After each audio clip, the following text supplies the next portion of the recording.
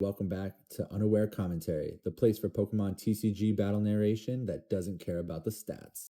Welcome back, trainers, to another exciting Pokemon TCG battle narration here on the channel. We're catching up with our players here as they have just finished setting up.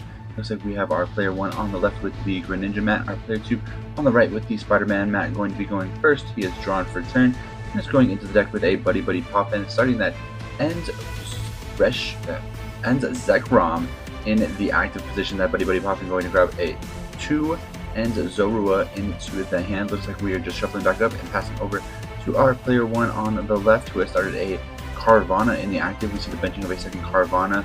Looking at the hand here, just determining whether or not we have any way to go grab additional resources, maybe do that initial deck search. It does look like it's just going to be a pass back over to our player 2, who has drawn for the turn and evolved one of the Zorua into an End Zorark. The playing of an Ends Castle, giving those End Pokemon free retreat, and the playing of a Lily's Determination. Being that no prizes have been taken yet, our player 2 is going to shuffle up and see 8 new cards. Ends Zorark EX with the trade ability, capable of discarding a card from the hand and drawing 2 additional cards. Also with the Ends Zekrom in the active, now having no retreat due to the Ends Castle. Possible we see an attack here with the utilization of something like an Ends PP up if some energies can find their way into the discard pile. We do see the attachment of a Dark Energy onto the Ends Zorark EX and the evolution of a second Ends Zorark. I think we are not going to be seeing that energy attachment, rather it being traded away here.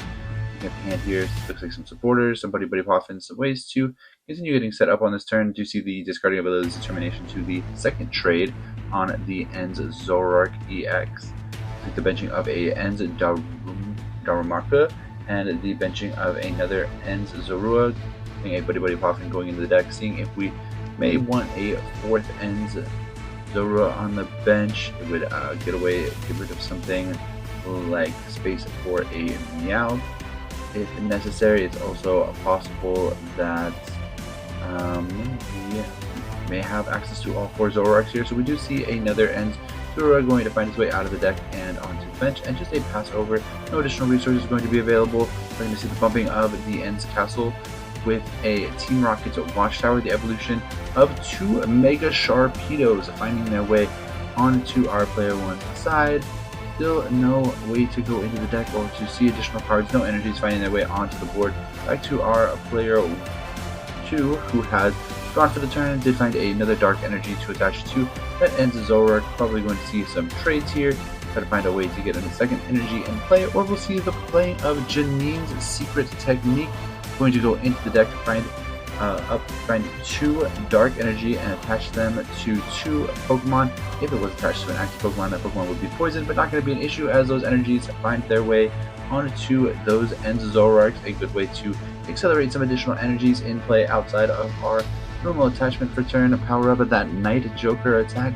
The only attack on that Ends Zorark EX allows it to copy the attacks of the benched Ends Pokemon, which right now we need to find another Ends Castle or something like an Air Balloon or a Switch to be able to get that Ends Zekrom out of the active position, as it does have a hefty retreat cost, currently not payable. We do see a couple of trades here, discarding some cards into the discard pile, trying to see if we found a resource to be able to get that Zekrom out of the active position. And we do find an Ends Castle Stadium, going to be bumping that Team Rocket's Watchtower, and now going to be able to move around our Pokemon a little bit more.